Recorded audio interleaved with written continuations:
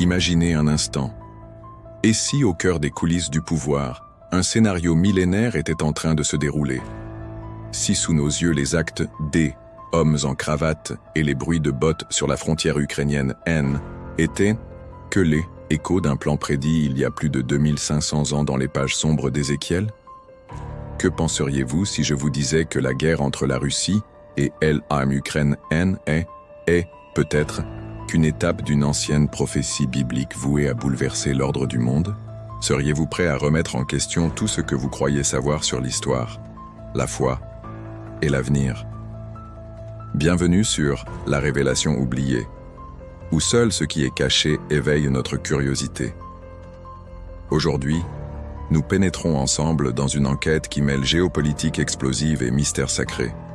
À la croisée des destins se dresse Vladimir Poutine, la terre d'Ukraine, et l'ombre menaçante de Gog, une figure apocalyptique inscrite dans les prophéties d'Ézéchiel 38 et 39. Pourquoi ce texte, écrit dans un Proche-Orient antique, fait-il soudainement écho à l'actualité brûlante? Quels secrets les rouleaux oubliés et les découvertes archéologiques tentent-ils de nous transmettre, envers et contre tout? Ce que vous êtes sur le point de découvrir va bouleverser votre regard sur l'histoire. Restez jusqu'à la fin, car une révélation, cachée depuis des siècles, attend d'être révélée. Êtes-vous prêt à franchir la frontière de l'inconnu? Pour comprendre l'ampleur du mystère qui nous anime ce soir, il faut d'abord plonger dans la version officielle de cette histoire, celle que on enseigne dans les séminaires et que on murmure dans les couloirs des églises. Selon la tradition biblique, les chapitres 38 et 39 du livre d'Ézéchiel, rédigés en exil à Babylone au Vième siècle avant notre ère, décrivent une guerre ultime. Une coalition dirigée par un mystérieux leader appelé Gog du pays de Magog viendra du nord pour attaquer Israël, alors renaissant. À ses côtés, une série d'alliés sont mentionnés: Méshek, Tubal, Gomer, Togarma, Perse, Couche et Pout. Pendant des siècles, ces noms sont restés énigmatiques, des peuples disparus des nations lointaines. Et beaucoup ont interprété cette prophétie comme pure allégorie, une vision théologique d'un triomphe divin sur le mal, sans aucun ancrage dans la réalité. Mais est-ce vraiment aussi simple? Car vous l'avez peut-être déjà entendu, certains prédicateurs américains, depuis la guerre froide, n'ont cessé d'identifier Magog avec la Russie et Gog avec ses chefs successifs. Mais est-ce un fantasme moderne ou le fruit de siècles de stratagèmes bien plus profonds? Car dans la lecture traditionnelle, des zones d'ombre persistent. Pourquoi l'insistance sur une attaque venue du lointain nord? Ézéchiel 38:6, 38:15. Comment comprendre la précision quasi-géographique des alliances citées? Et surtout, pourquoi ces prophéties connaissent-elles un regain d'intérêt justement au moment où la Russie, la Turquie et le tyran affichent au jour UI comme des acteurs de premier plan au Moyen-Orient? Accrochez-vous, car ce est là que la surface D, un gouffre vertigineux qui va nous entraîner bien plus loin. Pour approfondir, penchons-nous sur les racines textuelles du mystère. Ouvrez la Bible à Ézéchiel 38, 2. Fils d'homme, tourne ta face contre Gog, au pays de Magog, prince de Roche, Méshek et Tubal. Prophétise contre lui. Ces noms énigmatiques reviennent encore et encore, piquant la curiosité de générations entières d'exégètes. Mais selon certains manuscrits hébreux, et surtout la traduction grecque des Septante, Roche est pas simplement un titre, mais bien un nom propre, désignant un peuple ou un territoire.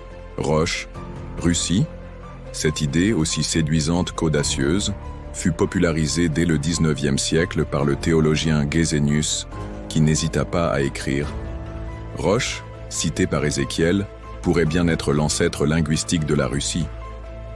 Cette identification a relancé toutes les spéculations, jusque dans les milieux du renseignement et des mouvements chrétiens évangéliques contemporains, parfois jusqu'à la caricature.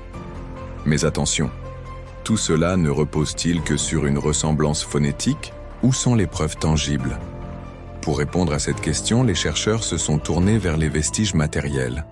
En 2014, lors de fouilles menées dans la région du Caucase, les archéologues russes de Institut d'archéologie de Moscou, ont découvert des inscriptions antiques dans la vallée de Derbent, évoquant une possible lignée de chefs nomades se réclamant de Magog. Ces vestiges, datés du IXe siècle avant notre ère, mentionnent des alliances de tribus venues du nord, flirtant dangereusement avec les descriptions d'Ézéchiel. Vous qui écoutez ces mots, vous sentez-vous déjà frissonner face à l'idée que les frontières mouvantes des steppes auraient pu engendrer une menace apocalyptique séculaire? Pourtant, les spécialistes demeurent divisés. Le professeur Amir Goren, expert d'archéologie biblique à l'université de Tel Aviv, met en garde: les analogies linguistiques ne font pas une preuve, mais la convergence des textes et des artefacts du Caucase ne peut être ignorée. Selon lui, la mention de Méchec et de Tubal pourrait bien renvoyer aux peuples identifiés aujourd'hui aux régions de la Géorgie et de l'Ukraine actuelle sud de la Russie. Mais ce N est là que le début.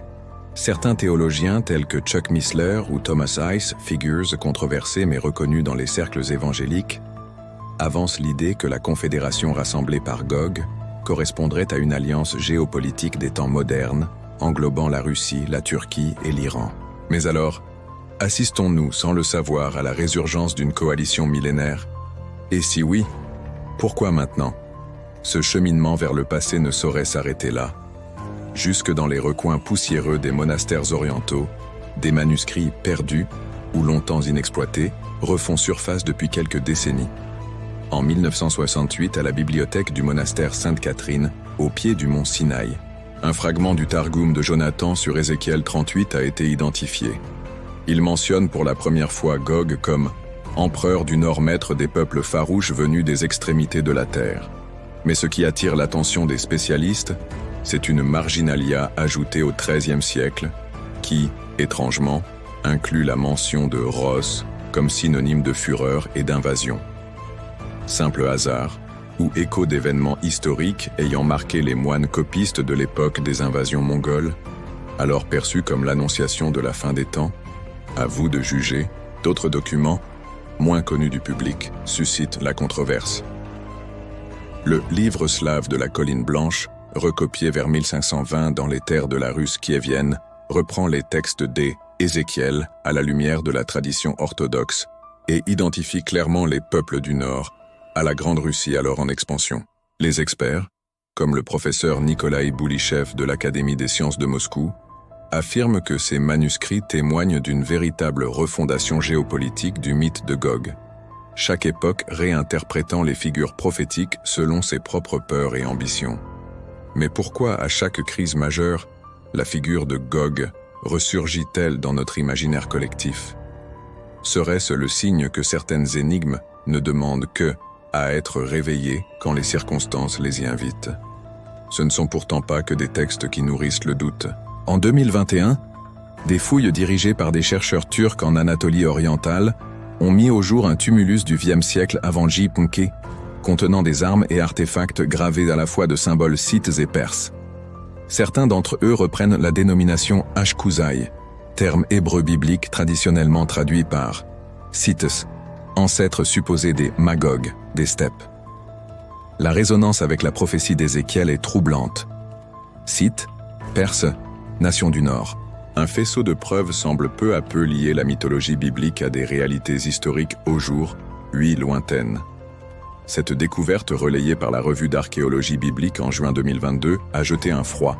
Et si les acteurs de la prophétie N étaient pas de simples abstractions mais de véritables peuples dont les vestiges hantent encore nos sous-sols? Que ressentez-vous face à cette idée, vous, spectateurs? Vertige ou scepticisme? Pour ma part, je n'arrive pas à détourner le regard. À la lumière de ces traces matérielles, un courant de recherche tente une synthèse audacieuse. Pour l'historien britannique Simon Sebag Montefiore, la figure de Gog est une figure totem, régulièrement réactivée pour catalyser la peur de l'envahisseur venu d'ailleurs. Mais pour de nombreux géostratèges, citons ancien officier allemand Rainer Krüger ou le politiste israélien Mordechai Kedar, l'axe Moscou-Ankara-Téhéran n'a rien de fortuit. Depuis 2016, la multiplication des sommets tripartites, la coordination militaire en Syrie et le soutien croissant à des groupes anti-israéliens suggéreraient la matérialisation d'une alliance de circonstances. identique à celle décrite par Ézéchiel. N'est-ce qu'une dangereuse coïncidence? Ou bien le fruit d'un alignement antique dont les moteurs seraient aussi mythiques que géopolitiques? Mais ce n'est pas tout. Vous sentez-vous prêt pour une vérité plus troublante encore? Car les manuscrits anciens ne livrent pas tous leurs secrets d'un coup. Certains passages ont été omis, réinterprétés ou tout simplement censurés au fil des siècles. Par exemple, dans les plus anciennes versions grecques d'Ézéchiel, le terme « prince de roche » disparaît, remplacé par une expression générique « chef suprême ». Pourquoi ce silence? Était-ce pour effacer un lien compromettant avec une nation spécifique, la Russie, à une époque où elle n'en existait pas encore?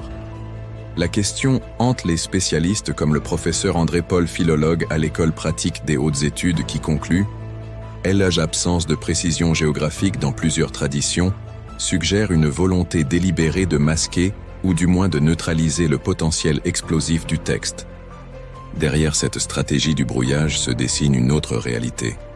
Le terme même de Magog fut, au fil des âges, associé à toute force perçue comme ennemie d'Israël, tantôt les Scythes, tantôt les Cimmériens ou les Mongols, puis les Russes à mesure que la carte du monde se redessinait. Ce flottement sémantique, cette capacité du récit prophétique à s'adapter à toutes les époques, n'est-elle pas la preuve de son incroyable pouvoir d'envoûtement? Mais alors, qui manipule qui? Les artisans de la politique internationale s'inspirent-ils consciemment de ce récit ancestral? Ou ne font-ils que répéter, tels des pantins hypnotisés, les actes écrits d'avance dans un livre oublié? L'axe le plus intrigant demeure celui qui relie les alliances anciennes aux réalités brûlantes du XXIe siècle. Prenez le positionnement actuel de la Turquie, identifié parfois à Togarma dans le texte, de l'Iran, mentionné explicitement comme Perse dans Ézéchiel 38:5, et de la Russie. Les trois nations, chacune à leur manière, sont des puissances périphériques, liées par des intérêts fluctuants, mais à mêmes obsessions.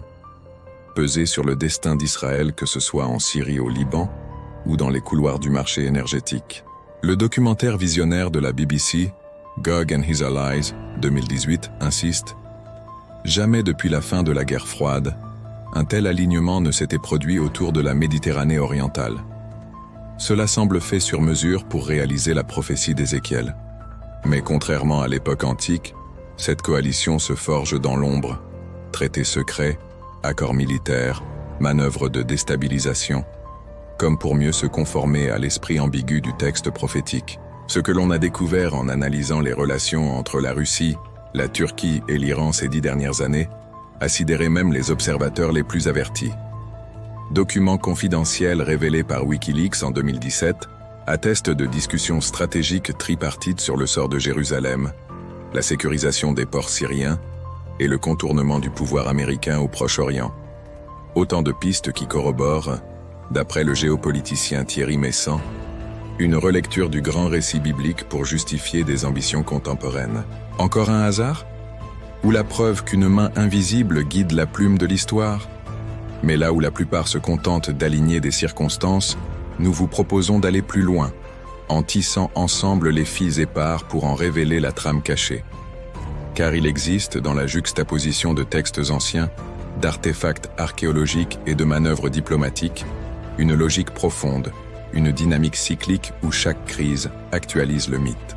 Pourtant, certaines questions demeurent brûlantes. Pourquoi le texte d'Ézéchiel précise-t-il que Gog viendra sur des chevaux, alors que les armées modernes alignent des chars et des missiles? S'agit-il de symboles, ou bien d'informations codées, destinées à traverser les âges, qui ne se dévoilent qu'aux initiés? Et que dire du fait qu'en 1948, année de la renaissance de l'État d'Israël, de nombreux exégètes, juifs comme chrétiens, virent dans cet événement le déclencheur, annoncé par Ézéchiel. La professeure américaine Carol Myers, Duke University, note « À chaque étape majeure de Histoire des Israël, le mythe de Gog ressurgit, tantôt pour effrayer, tantôt pour rassurer. C'est une sorte de jalon, un point d'orgue incontournable dans la cosmogonie biblique. Cette récurrence vous laisse-t-elle songeur?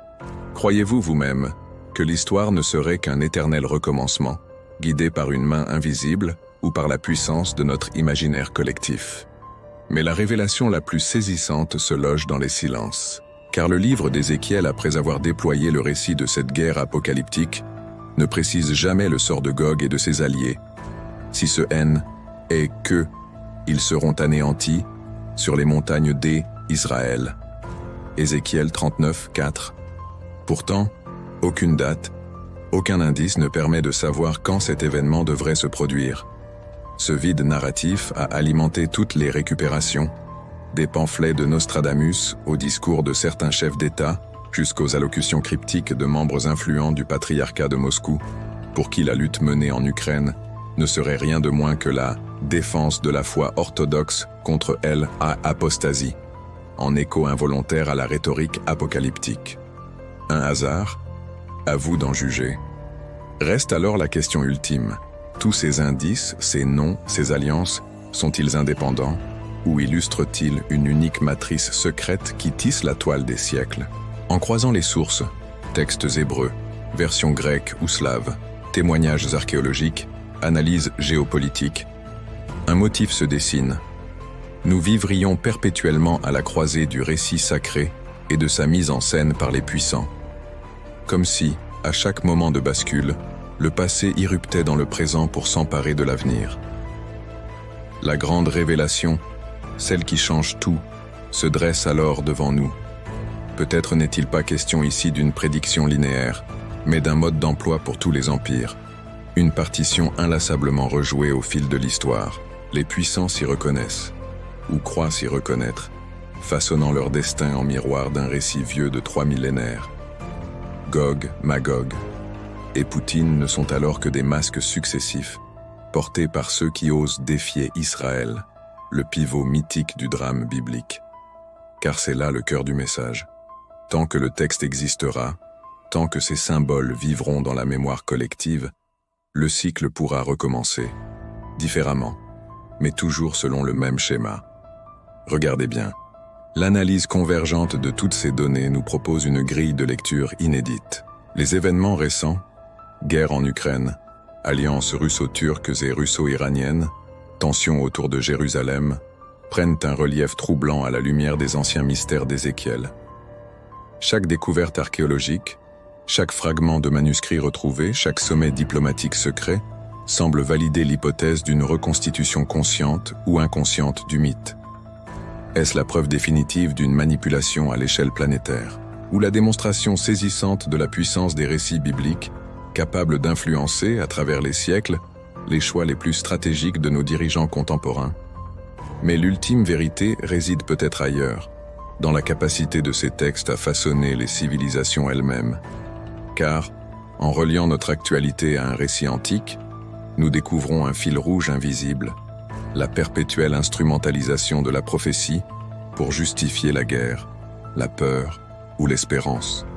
Peut-on encore croire à la pure coïncidence, ou devons-nous admettre que lorsque des hommes puissants, comme Vladimir Poutine ou ses alliés, se reconnaissent ouvertement ou secrètement dans la peau de Gog, ils deviennent des acteurs d'un drame dont elle, issue, selon Ézéchiel, sera fatale pour l'économie d'Israël, mais providentielle pour son peuple? À vous maintenant de faire le dernier pas. Avant de vous quitter, laissez-moi vous interroger directement. Que ressentez-vous à l'issue de cette exploration? Craignez-vous que nos sociétés modernes ne soient à la merci d'histoires ancestrales, rejouant indéfiniment les mêmes conflits sous l'apparence de la nouveauté? Ou trouvez-vous, au contraire, dans la lucidité offerte par cette enquête, une forme nouvelle de liberté? La vérité révélée ce soir ne dépend plus des puissants, mais de notre capacité, à nous tous, de questionner, de douter, et surtout, de ne jamais cesser de déchiffrer les signes, même les plus anciens.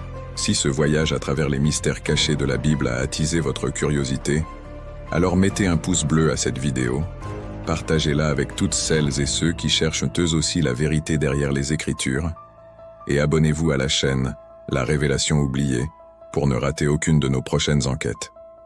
Activez la cloche. Ainsi, vous serez alerté à chaque fois que nous lèverons un nouveau secret, prêt à bouleverser votre vision de l'histoire sacrée. Merci d'avoir franchi ce seuil avec nous. À très bientôt sur La Révélation oubliée, là où chaque question ouvre la voie à une révélation plus grande.